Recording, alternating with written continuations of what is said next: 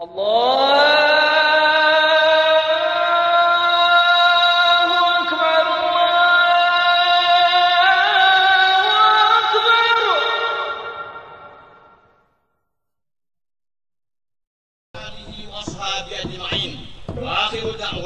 Prime Minister Dr. Mahathir was seen as being too secular.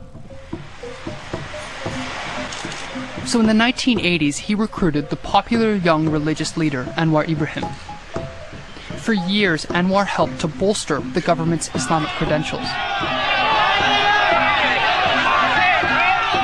But when ANWAR became a threat, he was sacked and sent to jail on charges of sodomy and corruption.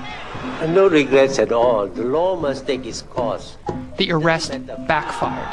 In the 1999 elections, thousands of Muslims turned against the ruling party. The former Prime Minister, Dr. Mahathir, had adopted an Islamization policy.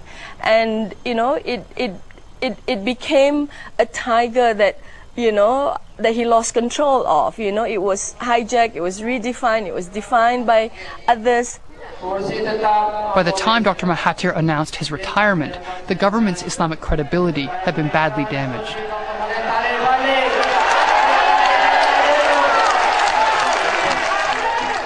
So the new Prime Minister, Abdullah Badawi, decided to redraw the government's religious image. He created his own brand of progressive Islam, Islam HADHARI, and won a landslide victory in last year's election. I think in the end, everything is about how you market things. So I think as a marketing strategy, probably it was very clever to come up with Islam HADHARI. Islam yang dihargai, yang dikagumi oleh seluruh dunia ialah kemampuan Islam dengan berlandaskan kekuatan ilmu pengetahuan yang diwajibkan oleh Allah Subhanahu Wa Taala supaya kita menguasai ilmu pengetahuan itu. Itulah yang telah menyumbangkan kepada pembangunan tamadun manusia. He's proclaimed Islam HADHARI Malaysia's Islamic creed, a modern, progressive Islam that should not be feared. But it's definitely been talked about in the corridors of the country's secular court system.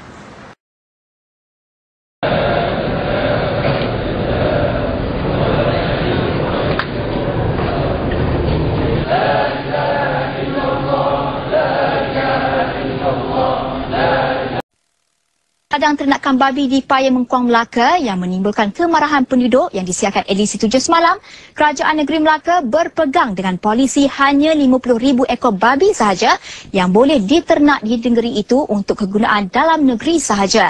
Ini bermakna Kerajaan Negeri akan menutup ladang khinzir baru di mana sahaja ia berada kerana ladang sedia ada di PAYA MENGKUANG mencukupi untuk bekalan dalam negeri.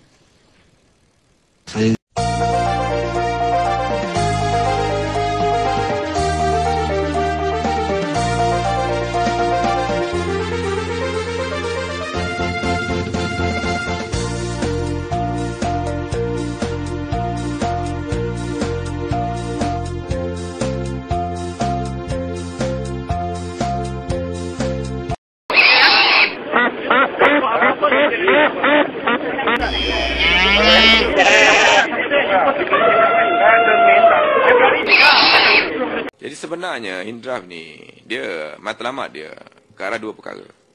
Satu, dia tak mahu agama Islam sebagai agama rasmi. Yang kedua, dia tak nak hak istimewa Melayu kekal dalam perlembagaan. Sebab kita nampak sekarang ni, kalau orang Cina, dia akan fight for the Chinese. Malays fight for the Malays. Indian fight for the Malays. Dia ada komposisi cukup penting supaya kita dapat kesedaran. Citizen to fight for our rights only. We are here to protest. This is a democratic country. So on that instance, that's why we are here. As the crowd was dispersed with tear gas, protesters threw the canisters back at police officers, forcing them to withdraw. Under the shadow of the Petronas Twin Towers, the symbol of modern Malaysia, thousands more were dispersed, the stinging tear gas leaving them no option but to move on. Indians are the third largest ethnic group here. Since independence half a century ago, authorities have worked hard to keep the peace between divergent races. Sunday's demonstrations. Ini semua kerja orang gila ni lah. itulah saya komen. Orang gila lah. Sekarang banyak orang sudah gila. Dia layak untuk masuk ke hospital Tanjung Rambutan atau hospital di Tempoi lah.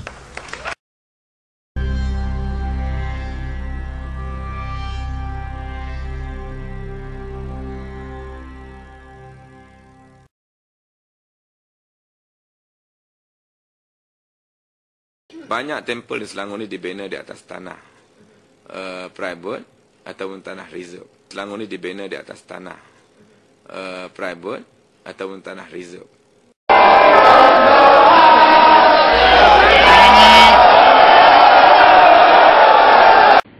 So confidential dari Harun ni. Then there is a letter. I'm going to see him tomorrow.